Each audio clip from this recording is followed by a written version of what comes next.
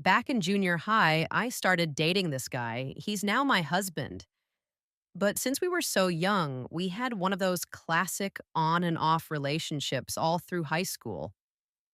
During one of our off periods, I was going through some typical teenage girl drama and lost most of my friends. This was during COVID, and with nothing else to do, I got into gaming and ended up becoming close with a group of guys I met online. They also went to my school. I know what you're thinking. Ugh, one of those girls who only hangs with guys because they're less drama. Nope. If anything, guy friend groups are more drama when you're the only girl. Anyway, I developed a small crush on one of the guys. Let's call him Kyle. Not my usual type, but he was funny and easy to talk to, especially after a breakup. I told him I wasn't ready to date again yet, but I liked him and could see things going somewhere. Eventually. He didn't take that well. He kept rushing me, wanting to lock something down, and every time I asked for space, he got mad. Like, blow up on me and kick me out of the group chat mad. He'd start fights, try to turn the others against me, didn't really work, thankfully, and was constantly checking if I still liked him if I took too long to reply. It was exhausting. Clingy is fine, but manipulative clingy, not so much. I had extracurriculars, a life, and he acted like I owed him 24/7 attention.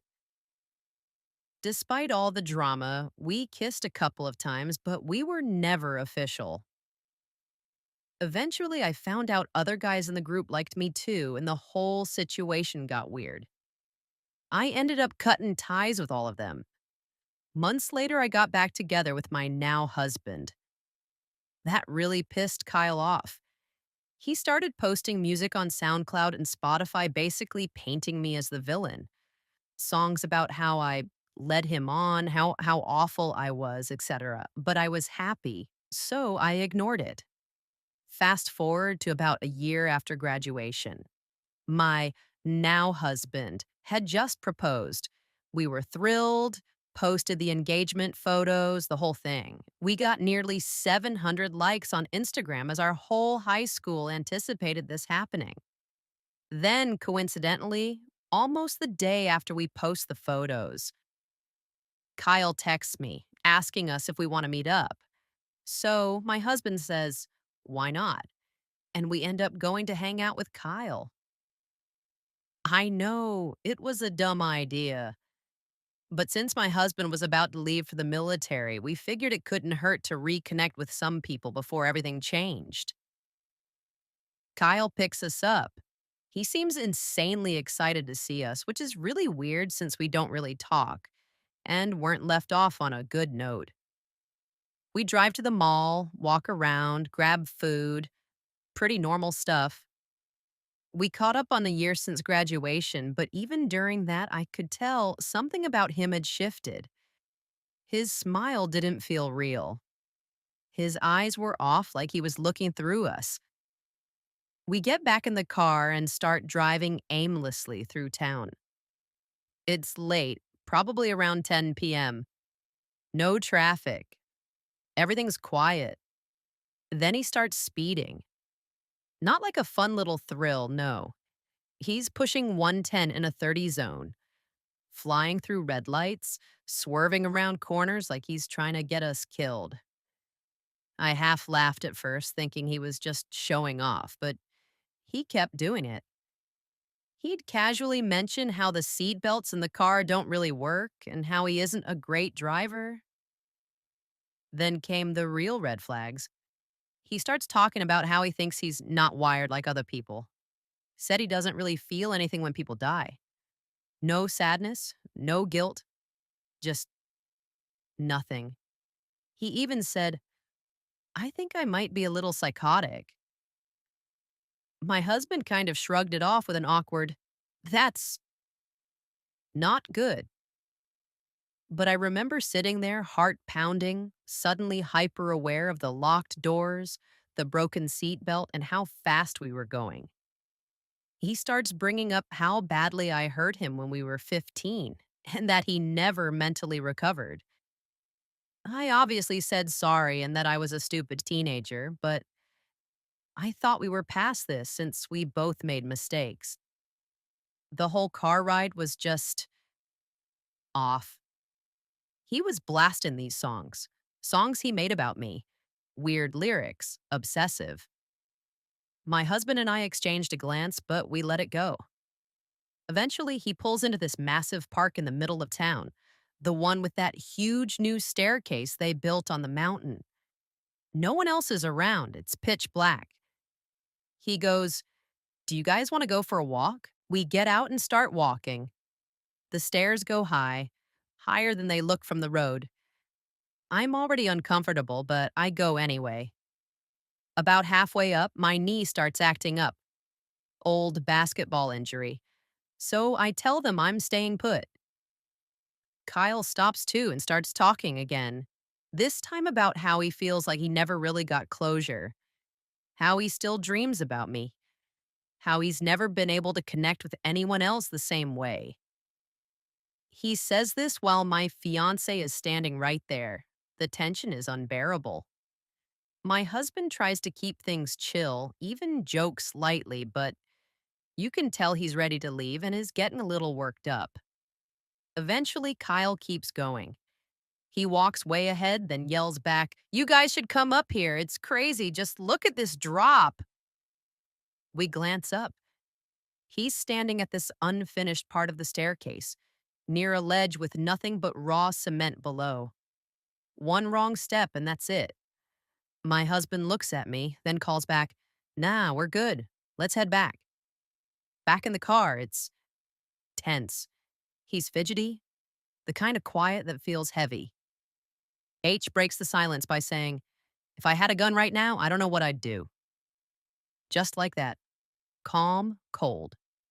No emotion in his voice. My body locked up. I didn't even know what to say. My husband leaned forward and asked if he was okay. Kyle just gave a weird little smirk and looked away. He said, "I'm good. Just making conversation." We were utterly spooked and kept mentioning that we were tired and ready to go home, but he literally wouldn't take us. Finally, a cop car slowly rolls into the parking lot. Normal, right? We weren't doing anything wrong. Maybe Kyle was just unfiltered like how I knew him in high school. But Kyle loses it, starts panicking, slamming the steering wheel, breathing fast. He mutters, "If he pulls us over, just say we were having a threesome." What? We blink at him. That made no sense. We weren't high, we weren't drunk, we weren't even being loud. But he's acting like he's running from something worse. The cop doesn't stop us, just passes by. Kyle pulls out of the lot fast, then drives us straight home without another word. He doesn't even say goodbye when we get out, just speeds off. Was it just me? Or did it feel like he was trying to kill us? And I didn't even hesitate. "No," I said. "It wasn't just you." After that night, we didn't talk to Kyle. Like, at all. We both agreed it was weird. Too weird. My husband said he couldn't shake the feeling that we'd narrowly avoided something awful. And honestly, same. The way Kyle stared from that ledge, blank. Like he was watching and waiting for something to happen.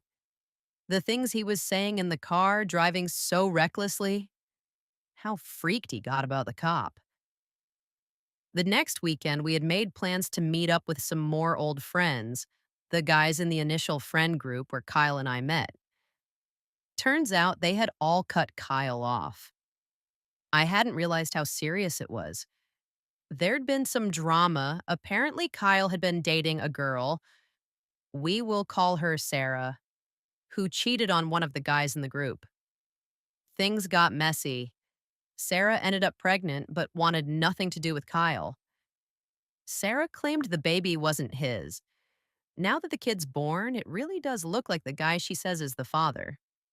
But still, heavy emotional stuff. And Kyle? He didn't seem to be coping.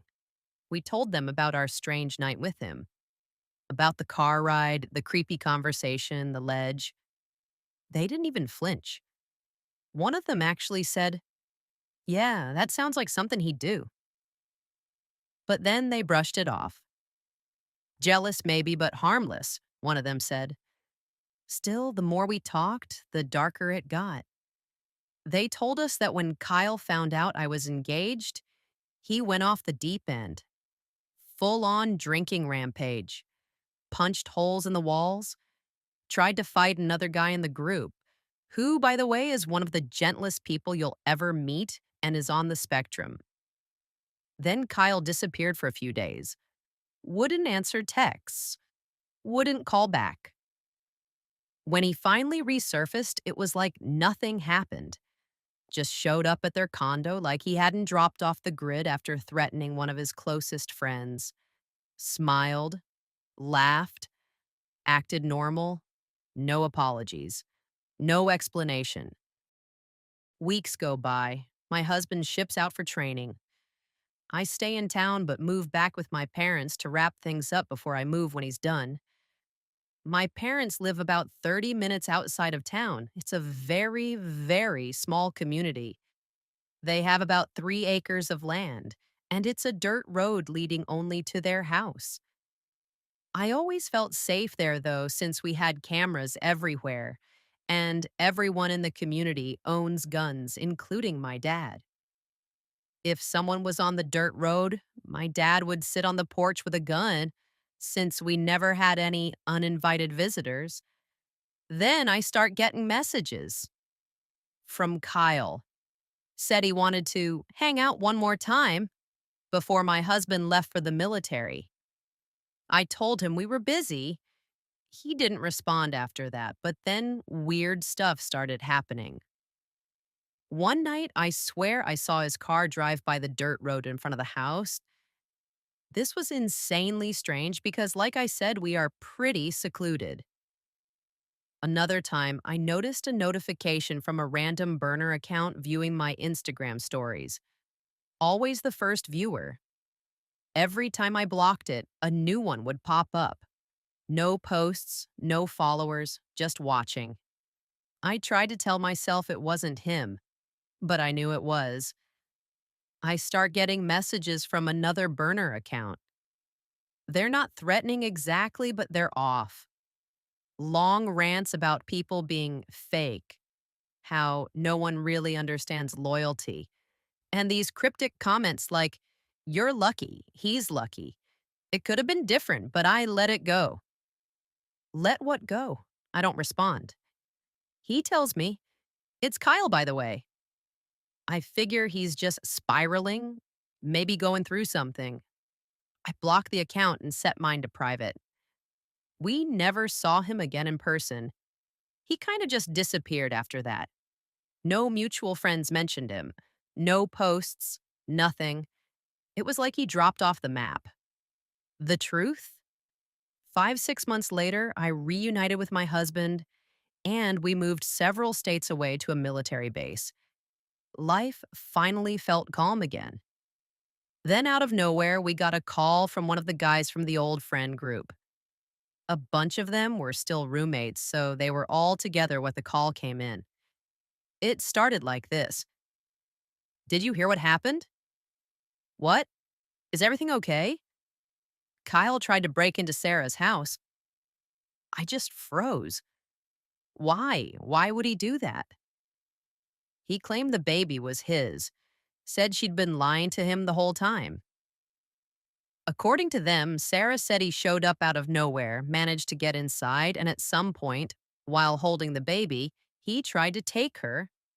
In the chaos, she said he somehow stabbed her. He was arrested not long after. That's probably why no one had heard from him. Why he vanished. But then it got worse. The guys told me that when he was arrested, they found a notebook. It had our names on every page, Sarah's and mine. Obsessive stuff. Pages and pages of graphic, violent fantasies about killing our significant others, about R-wording us in front of our husbands, And if he couldn't have us like that, he wrote that he'd end all of us together. It's been 3 years. I still have nightmares.